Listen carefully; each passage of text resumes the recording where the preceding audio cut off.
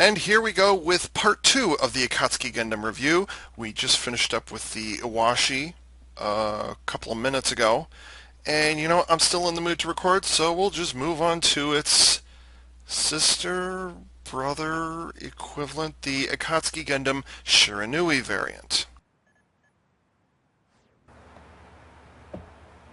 Up again is the ever-entertaining newest member of Clan Okami, Luna13. Say hello, Luna.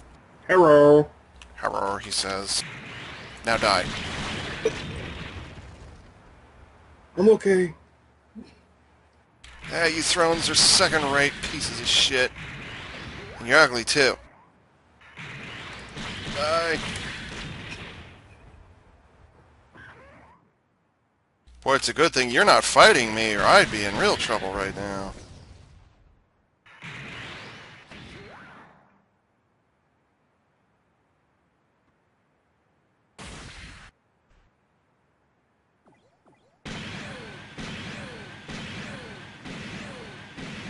Six, 7, 8, 10, 11, 12, 17 shots, 18 with patience, with a fairly average beam rifle reload rate. That's pretty standard affair right there. Fire rifle. Oh, jeez. I was trying to be careful. I still hit it with a beam rifle. That's pretty standard affair. 4th of HP off of an A rank with no special HP defensive bonuses. Let's do it again just for the hell of it. Nah, let's do this.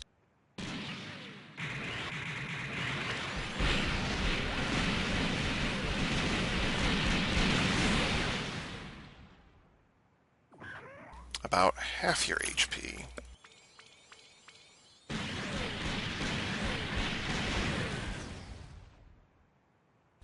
And I'm going to wait for stuff to recharge here. And while I'm there in the area, I might as well go over the alternate mode, which is an additional beam shield in the front, which does not break, by the way. The shield does not break.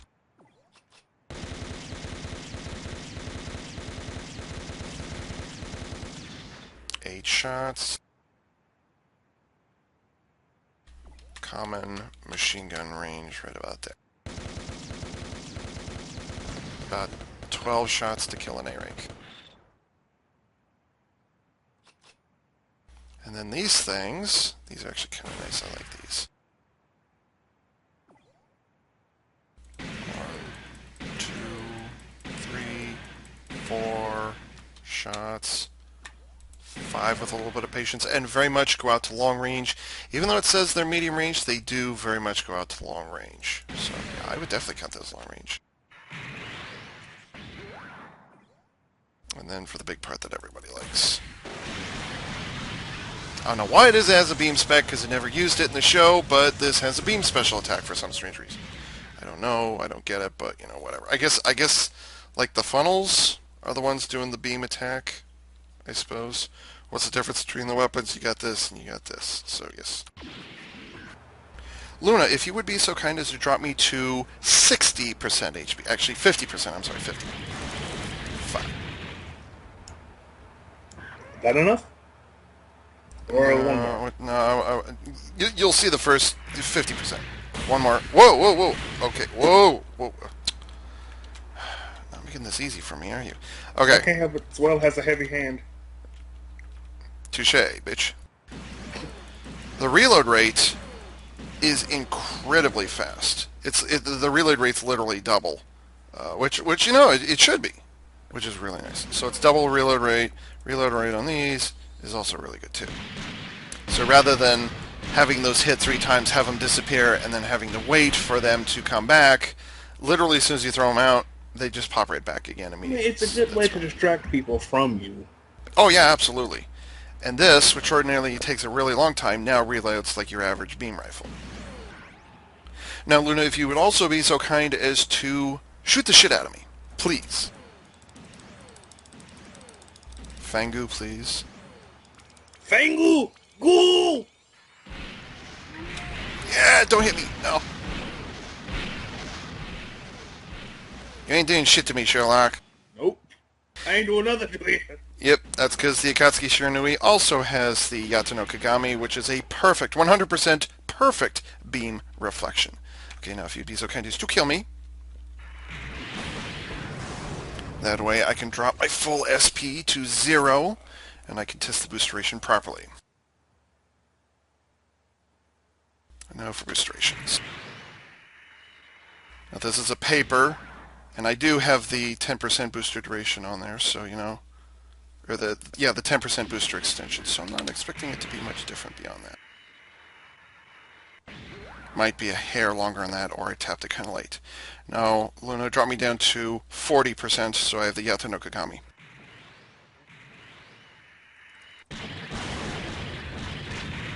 No, ladies and gentlemen, beam shields do not protect you against melee, unfortunately.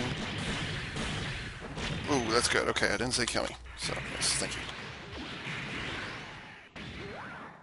And this is with the Yata-no-Kagami, which says it significantly increases booster capacity. Let's see how significant.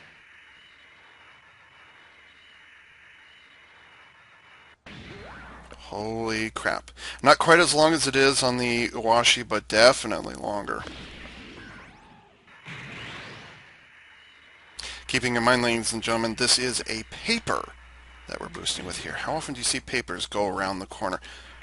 Not only reach the corner, but they go around the corner. That's really great. So yeah, that boost duration is pretty doggone amazing. Now, the melee, it's okay. It's a paper. You know, what do you expect? It's not going to do a whole heck of a lot of damage, even to an A-rank rock, by the way. You know, paper versus rock should be. The beam rifle, it's the average beam rifle. Wait till you get that first skill active. Things get really nice. These things, yeah, whatever, you know, they do their thing. These things behave like long range, but, I mean, they behave like long range, but honestly, they just, it's not doing anything for me, so, you know, whatever.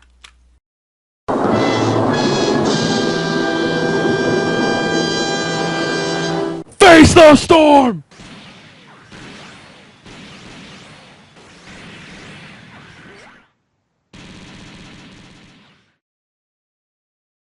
So, as I was saying, the melee is good, the beam rifle is good, the funnels are good.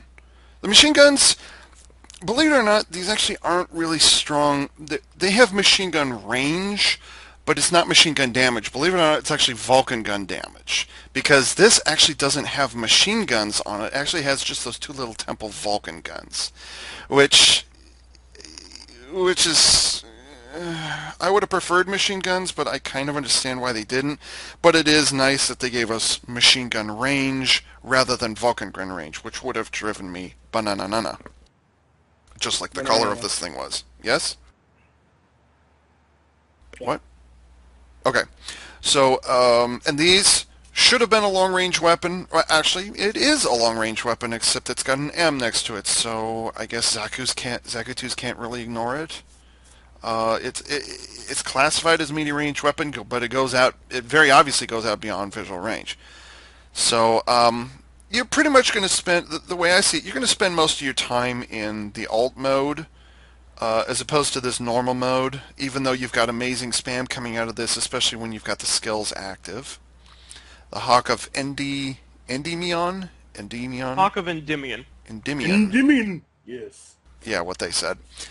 Increased defense and reload rate for allied units, which, by the way, increased defense and reload rates, parentheses, reload rate only for self, parentheses. That's how you should have written it. Here, watch. I'll type it out for you. You see, that's what it should have said, OG Planet. You done fucked up again. When HP is 50% or below. That alone is a really nice skill to have around. Increased defense and reload rate. It's essentially... You know, honestly, I don't know why they didn't just put a defense commander on there. I mean, the Hawk of Endymion? Fuck it. What is that, guys? Hawk of Endymion. Endymion. Fuck it. The Hawk skill is essentially a defense commander. Except that for whatever reason, it only gives reload rate increase to yourself as opposed to everybody else. So they gave this just because, spoiler alert, the pilot of the Akatsuki Gundam switches during the course of the series. It switches from one person who originally piloted in the Iwashi variant into the Shiranui, and so the Hawk of Endymion, fuck me, Endymion. Endymion, I Hawk don't of care. unpronounceable So word. yeah, I can't say it. Fuck me. We shall call it the Hawk. I shall call it the Hawk. So the Hawk is essentially a defense commander, except it doesn't have the reload rate benefits. So it's weird, but okay, whatever. Obviously, the Yata-no-Kagami, fuck it, the Yat. So obviously the Yata-no-Kagami is the other thing that you're really going for. I mean, the weapon setups on this thing are not incredibly unusual. Wing Zero Custom could do it better. You might get a better performance, keyword here, might get a better performance out of Legend Gundam. I don't think very highly of Legend Gundam. I'm not reviewing Legend Gundam because I don't have it. But obviously you get the Akatsuki Shiranui because you've got the Yata-no-Kagami. So what you end up doing is you end up using your beam shield for long amounts of time until you can get the Yata-no-Kagami active, which is at 40% HP. This activates at 50%. I kind of wish they went off at the same time. Or maybe just outright had a straight-on defense commander. I mean, to you, it's not going to make any difference, but for everybody around you, it's just going to be increased defense. It's kind of weird, but whatever. But the Yata-no-Kagami is obviously your trump card. That's a really big thing. So, yeah, with that in mind, gentlemen, I did an HP up.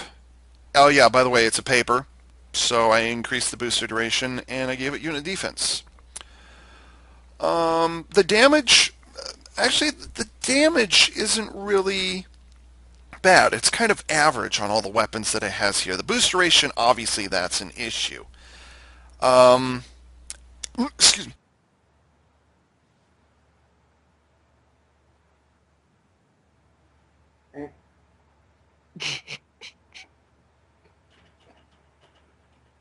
Chew.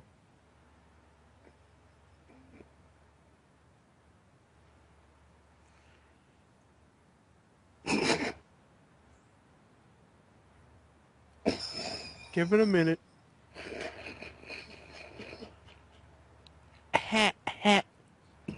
Don't make me spit. Okay, what was I saying? Okay, let's try that again. What was I saying? Something about Shit. the booster. Oh, the booster, yeah. Sorry about that interruption, folks. So the booster duration, this is a paper, unfortunately. The damage is not bad. And besides, this has a long enough range on it that that you can actually swap back and forth between these two things. So you're going to get heavier damage out of this, but this is a more sustainable weapon. I should have it set up like this so you can tell the difference. When you've got it in this normal mode, well, you just kind of treat it like any other, melee, beam rifle, and remotes, whatever. But you're probably going to end up spending most of your time in this mode. The only thing you really have to worry about is the reload rate here, just because the range is really nice and the damage is average. It's 4 beams of damage rather than just an average single beam rifle shot. So you've got 4 beams going right now. But the sustainability of this mode overall is going to come from here. So, damage is average, but it's not great. So I hesitate to use the attack type. Now, obviously, I've got this set up as a defense type, but I also have that booster increase. Booster increase is required as far as I'm concerned. In order to act like the Yata-no-Kagami activates at 40%, but you want that 40% to activate sooner, and you want it to activate for a longer amount of time. So arguably, you want to increase the HP of this thing. Now, 500 points is not very much, I know. If you can get it to EX, which again is a very difficult thing to do, you could put an additional 200 into it. If you can, in this case, I think increasing the HP is a bigger advantage than increasing, or should be a higher priority than increasing the defense. Yes, defense is a nice thing to have around, blah, blah, blah, whatever. But I think in this case, HP is kind of the priority, and that's strictly to enhance the Yata-no-Kagami. That's, like I said, it's a trump card. And thank goodness the Yata-no-Kagami activates in both modes. You know, you don't have to keep it in this mode all the time. You can actually flip back and forth and not have to worry about anything. Mobility, speed is not really an issue. Agility is not really an issue. And moving speed, you're just walking faster. What the crap? Softmax, that wasn't a good thing to have. Okay, anyways, Andrea. So, you know, I'm not... The only reason you go to the mobility tree is so you can get your hands on this. And maybe this, but that's not really relevant. So, I mean, other than those two things, and maybe this. No additional booster consumption when dash jump. I mean, beyond those, I really don't see anything reason for running mobility. Attack type. You could do an increase in attack just because it's so average, so meh. I don't think it would hurt to put this on here. I just don't think it's a priority. I run this as a defensive unit. It's supposed it almost acts like more of a scissors than it does as a paper. So keeping yourself alive as long as possible is still a good thing to do. Now you cannot sit back and spam long range. That's not going to happen, even though it's very much considered long range unit, which is bullshit, by the way. Luna, Ooh. your thoughts on Akatsuki Shiranui? Anything? Well, the way it's set up is more of a defense type thing, as it has the beam reflecting thing, which actually, if somebody actually gets enough good angle, could actually shoot themselves while trying to shoot you. So I'd say defense, although the melee is meh at best. Yeah, you don't go to a paper for melee damage. You usually don't. That's not something. And in a paper, in the case of a paper, it's very much a defensive weapon. It's not an offensive weapon. You pull it out when you need to use it. You don't pull it out to charge at the enemy. You pull it out as a defensive measure when they're already close enough that they've gotten inside of your weapon's range, which seems to happen a bit too much nowadays. Moving on, Max. Or I'm sorry, anything else, Luna? That's all I got to say. It's a good unit altogether. I mean, I enjoyed it in canon. I enjoyed it in the game. Enjoyed in canon, lol. All right, Maxilla, veteran of these affairs, your 2 cents, please. All right, my 2 cents on the Shiranui. What's I that really word like again? the unit. I like the aesthetic of it. The defense skill is really amazing with that 100% beam deflection. Which, by the way, I should reiterate, that's better than the new Gundam's 90% beam absorption. It's better than the new Gundam. This is unique to the Akatsuki Gundam. It's the Yata-no-Kagami, and that applies to both the Akatsuki Shiranui and the Uashi. Please go on, Max.